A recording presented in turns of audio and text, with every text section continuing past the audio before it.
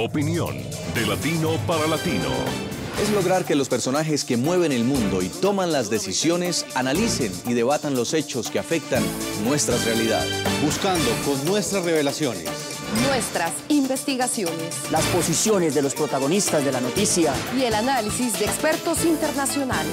El punto clave de cada noticia. Entérese de las noticias y forme su propia opinión. De martes a viernes, al caer la noche.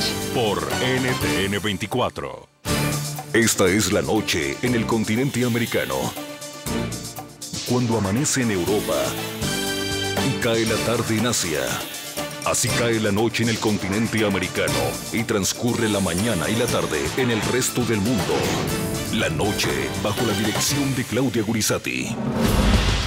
Curas pederastas y pedófilos en la mira del derecho internacional. Si el Estado Vaticano se quiere considerar como un Estado a la par con todos los otros, tiene que someterse. Por primera vez la Santa Sede es cuestionada por las Naciones Unidas para que responda por las denuncias que involucran a cientos de sacerdotes en caso de abuso sexual a menores. Comité sobre los Derechos del Niño, ONU. Dada la escala de estos abusos, favor proveer detallada información en todos los casos de abuso sexual infantil cometidos por miembros del clero, curas o monjas. El Papa Francisco será ahora quien tendrá que decidir si responde o no como jefe de Estado ante los serios interrogantes que le fueron planteados al Vaticano por el Comité para los Derechos de la Infancia de la ONU. Se van a buscar los pecados de juventud, por ejemplo. ¿no? No los delitos. Los delitos son otra cosa. El abuso de menores es un delito. ¿Deben ser juzgados los sacerdotes abusadores de menores como pecadores o como delincuentes? ¿Deben ser juzgados por tribunales de la Iglesia Católica o por la justicia ordinaria? Hoy en el programa La Noche desde Ciudad de México, Distrito Federal, el ex sacerdote de la Arquidiócesis de México, Alberto Atié, y el reconocido investigador en temas de pederastia, Fernando González, explican y analizan el impacto y las consecuencias que genera para el Vaticano la histórica petición de la ONU que hace un llamado a la máxima instancia de la Iglesia Católica para que responda por los abusos sexuales cometidos por algunos de sus sacerdotes en todo el mundo. Comienza la noche bajo la dirección de Claudia Gurizati.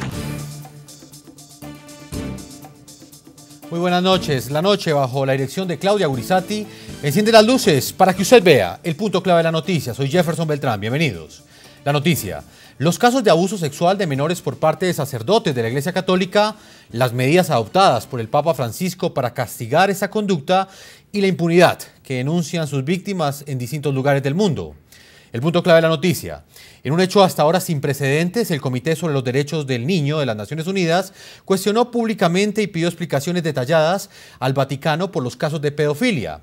La Santa Sede tiene hasta el próximo 1 de noviembre para decidir si responde o no las duras preguntas que le fueron planteadas por la ONU. El 13 de marzo de este año, la plaza de San Pedro estalló en júbilo. El mundo católico conocía el nombre del nuevo sumo pontífice. Annuncio vobis gaudium magnum, habemus papam.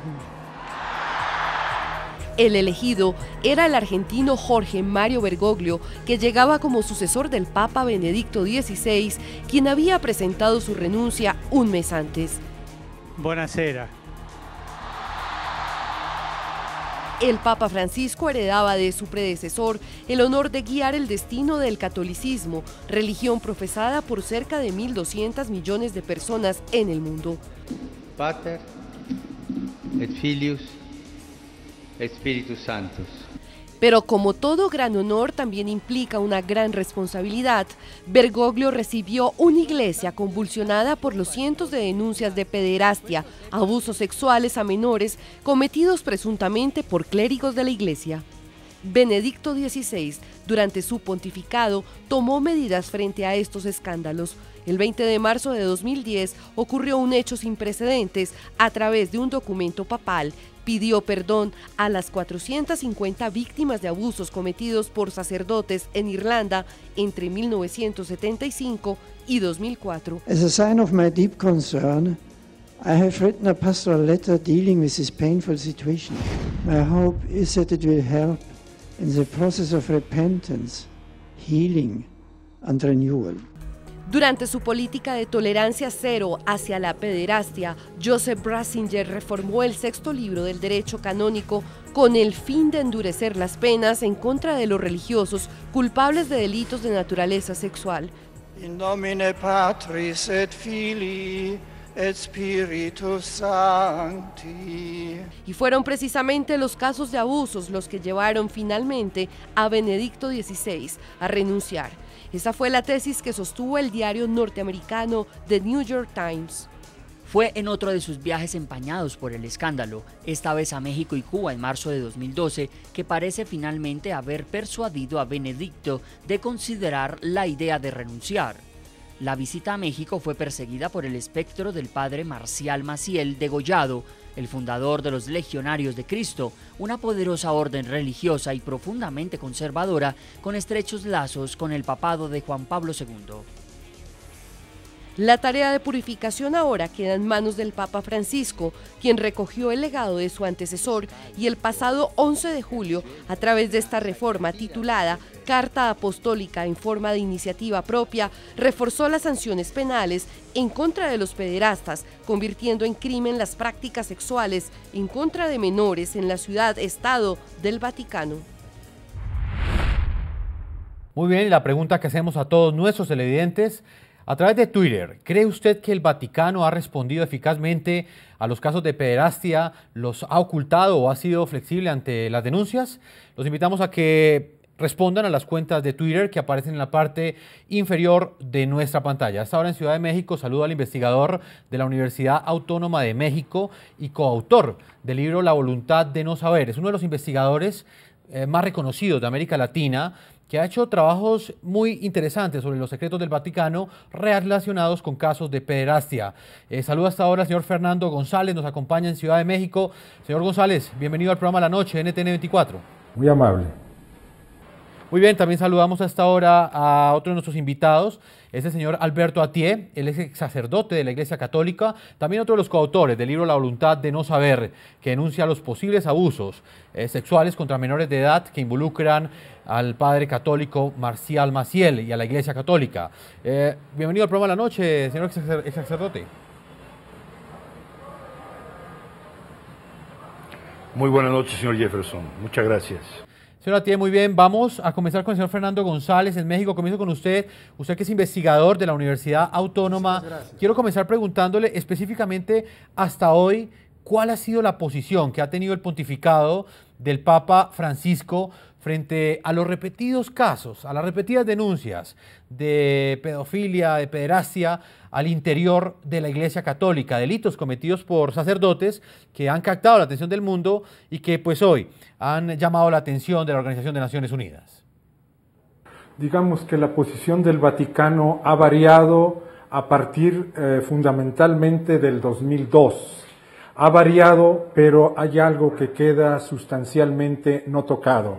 Ha variado en el sentido de que había toda una política estructural de silencio, de hablar de estos casos, y se culminaba, por ejemplo, desde varios documentos, 1917, hay uno de 1962 sobre lo llamado crimen de solicitación, firmado por Juan XXIII, donde se le decía a los que tuvieran alguna denuncia que tenían que pasar por los canales vaticanos y se comprometían a guardar secreto. Esto se fue transformando a partir del 2002, cuando los casos en Estados Unidos empezaron a volverse demasiado públicos, porque en la cultura anglosajona hay toda una situación de denuncia que no existe necesariamente en la cultura católica del resto de América Latina. Entonces ha habido variaciones, el Vaticano tuvo que tomar cartas en el asunto, pero sin embargo nunca terminó de tocar, digamos, desde el punto de vista legal, ante lo que había él firmado en 1990 como Estado del Vaticano, ante, digamos, el Comité por la Defensa de los Niños de la ONU, sí, él no había logrado cambiar sus reglas de juego, sus leyes, para compaginarlas con lo que había firmado en la ONU y obligarse como cualquier Estado a dar cuenta de abusos sexuales. pero sí ha habido una variación. Sí, señor Fernando González, quería preguntarle sobre eso. ¿Cuál ha sido la posición del Papa Francisco con respecto a estos escándalos que han sacudido la Iglesia pues ya en la última década, cada vez son más repetitivos?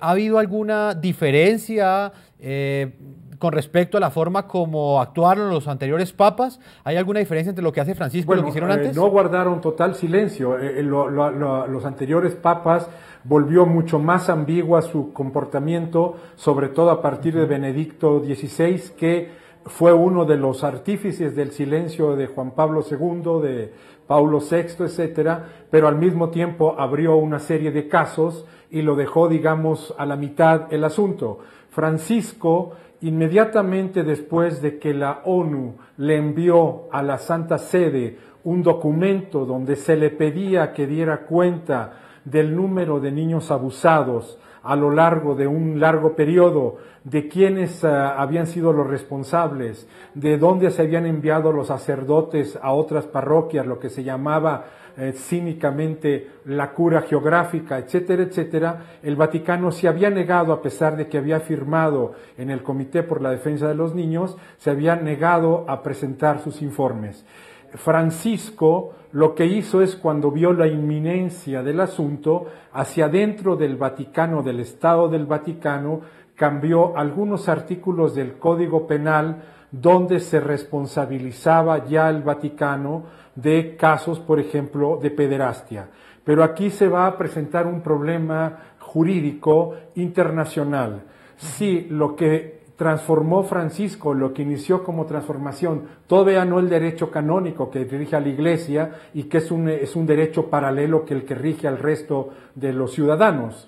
Si Francisco estaría dispuesto a aceptar después como casos lo que se presenta en el resto del mundo por gentes de la Iglesia Católica, que como usted sabe es un organismo transnacional, o si se va a quedar solamente en una parte legal diciendo esto que acabo de transformar en el derecho penal del Estado del Vaticano solamente abarcaría para las gentes de ese territorio tan minúsculo.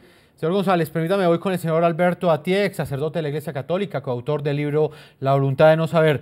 Señor Atié, quisiera preguntarle cuál es la evaluación que usted hace del pontificado o del corto pontificado que lleva hasta ahora el Papa Francisco con respecto a este tema del cual usted es uno de los mayores investigadores.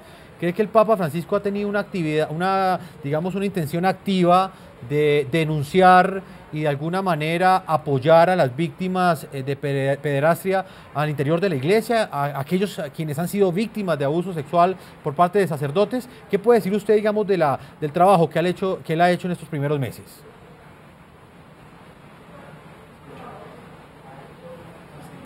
Bueno, pues que creemos que ahora le toca precisamente el punto central de qué tipo de decisiones va a tomar, no solo con casos específicos, que esos ya se han ido de alguna manera atendiendo, sino contra los encubridores, y sobre todo los encubridores de la Santa Sede, los cardenales de Sodano, Castrillón Hoyos, Rodé, el Stanislas Divitz, todos esos cardenales que son encubridores de pederastas, y no solo en países como México, sino en otros países. Estoy hablando de haber encubierto al cardenal Groer de Viena, de haber encubierto al cardenal Bernard Law de Boston, que a su vez ellos protegieron a cientos de pederastas. Es decir, a él le va a tocar la decisión de si abre o no la información respecto de la cúpula vaticana como cómplice y encubridora de la pederastia en la Iglesia Católica. Señor Atié, vamos a estudiar un informe que hemos preparado a propósito de la noticia que estamos desarrollando hoy en el programa La Noche. El Estado Vaticano, por primera vez, al banquillo. De manera histórica, la Organización de Naciones Unidas le ha pedido al Papa Francisco que responda a un cuestionario sobre las denuncias de abusos sexuales cometidos por miembros de la Iglesia Católica contra menores de edad. La Santa Sede está citada en enero de 2014 para que aclare las denuncias y las investigaciones que adelanta contra los perpetradores de estos delitos. El Comité sobre los Derechos del Niño de la ONU con sede en Ginebra envió al Vaticano un listado de fuertes preguntas sobre abusos de niños cometidos por parte de miembros de la Iglesia Católica. Comité sobre los Derechos del Niño asuntos que deben abordarse en relación con el examen del segundo informe periódico de la Santa Sede. Dada la escala de estos abusos, favor proveer detallada información en todos los casos de abuso sexual infantil cometidos por miembros del clero, curas o monjas. Jorge Cardona, miembro del comité, asegura que el Vaticano está obligado a respetar la Convención sobre los Derechos del Niño que firmó en 1990. Hay que tener en cuenta que el Vaticano, como cualquier Estado parte en la Convención de los Derechos del Niño, está obligado a respetar la Convención. Han ratificado el tratado y por lo tanto han aceptado esa obligación voluntariamente. Jurídicamente están obligados a hacerlo. Los abusadores. En este documento, las Naciones Unidas le piden al Estado del Vaticano que mencione las medidas tomadas para asegurar que ningún clérigo acusado de abuso sexual permanezca en contacto con niños, aun si ha sido cambiado de parroquia. Pide aclarar además si los responsables de estos abusos son objeto de investigaciones legales y penales. Asimismo, el Comité sobre los Derechos del Niño insta al Vaticano a aclarar si ha estado abierto a cooperar con los países en los que los abusos fueron denunciados. Las víctimas. Frente a los niños víctimas de sacerdotes, le exige a la Santa Sede esclarecer si las denuncias de los menores han sido escuchadas y si ellos han recibido asistencia para su reintegración a la sociedad, así como apoyo financiero. Esta comunicación enviada al Vaticano se da luego de que el pasado 19 de junio el comité escuchara a víctimas de pederastas en su sede en Ginebra. Consultado por el programa La Noche, Juan Carlos Cruz, vocero de la ONG SNAP, Red de Víctimas de Abuso Sexual por parte de sacerdotes, aseguró estar complacido con la investigación. A nosotros nos han pedido dar testimonio y cooperar con las Naciones Unidas para que ellos oigan la otra parte, digamos, no la verdad la verdad bonita y manufacturada que va a presentar el Vaticano. Pero que las Naciones Unidas llame a testificar al Vaticano me parece un paso tremendamente importante para la protección de los niños del mundo. El Vaticano tiene hasta el próximo 1 de noviembre para responder por escrito las preguntas de las Naciones Unidas. Además, en enero del año entrante, una delegación de la Santa Sede deberá declarar ante el organismo sobre las denuncias de abuso sexual al interior de la Iglesia Católica. Se espera que la ONU emita sus recomendaciones a ese estado en febrero próximo.